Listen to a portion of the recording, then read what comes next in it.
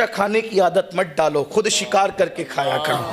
باپ کے مال پہ کب تک کھاتے رہو گے؟ ذرا اپنی بھی دنیا بناؤ، ذرا اپنا بھی نشے من بناؤ۔ آج کل تو نوجوانوں کا حال یہ ہے کہ باپ مالدار ہے تو باپ کے مال پر آنکھیں لال کرتے ہیں، گیم میں مصروف ہیں، یوٹیوب پر مصروف ہیں، فیس بک پر مصروف ہیں، کرکٹ میں مصروف ہیں، اور کہتے ہیں کام کیوں نہیں کرتے؟ بولے اپنے معیار کا کوئی کام نہیں ملتا۔ آپ کا معیار کیا ہے؟ جب رسول اللہ امام الانبیاء شام کے بازار میں کھڑے ہو کر کے جناب خدیجہ کی چیزیں بیچ سکتے ہیں تو کیا تم بازاروں میں کھڑے ہو کر کے اپنی چیز نہیں بیچ سکتے؟ یاد رکھو، آپ کا معیار کچھ بھی ہو، مصطفیٰ جان رحمت کے قدموں میں سب ہے، کوئی مصطفیٰ جان رحمت کے برابر نہیں ہے۔ اور شرم حلال کاروبار میں نہیں ہے، شرم تو چوری کرنے میں ہے، شرم تو حرام کھانے میں ہے، شرم تو ڈاکہ ڈالنے میں ہے۔ میرے نبی نے فرمایا جو ذلت کی جگہ حلال روزی کے لیے کھڑے ہوتا ہے اللہ اس کو عزت سے مالا مال فرما دیتا ہے۔ اس لیے لوگ کہتے ہیں میرا باپ وہ تھا، آپ کا باپ جو بھی تھا آپ کیا وہ بتائیں۔ مردار مت کھاؤ۔ میرے ابا ولی تھے، میرے دادا، آپ کیا ہو؟ میرے ابا پیر تھے، آپ کیا ہو؟ میرے ابا مالدار تھے، آپ کیا ہو؟ میرا باپ بادشاہ تھا، اس سے کام نہیں چلتا، آپ کیا ہو یہ بتاؤ۔ ورنہ بنی اسرائیل کے تو باپ دادا سب کے سب نبی تھے مگر وہ ذلیل ہوئے۔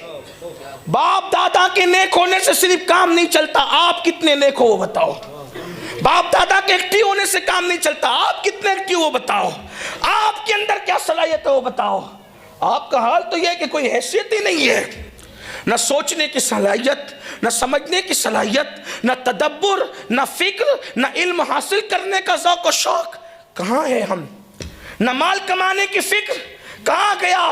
اللہ کے رسول علیہ السلام نے فرمایا کہ غربت کبھی کبھی انسان کو کفر تک پہنچاتی ہے، اس لیے مال حاصل کر کے مضبوط بنو، لیکن نہیں بے روزگاری، بیکاری اور کھیل کود تماشوں میں مصروف ہے۔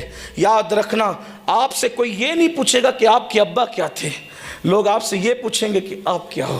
خدا کی عزت کی قسم جب میں خاندان نبوت کو دیکھتا ہوں تو اس نتیجے پر پہنچتا ہوں کہ اگر ان کے ساتھ اتنا بڑا نام بھی نہ ہوتا تو بھی ان کے کردار ایسے تھے، وہاں لوگ پیشانی ضرور جھکاتے۔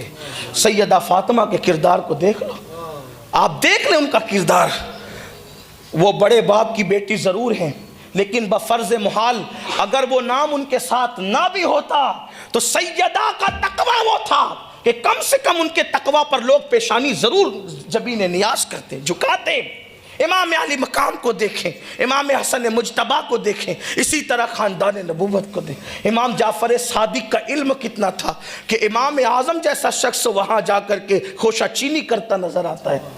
تو آپ کو بڑا بننا پڑے گا۔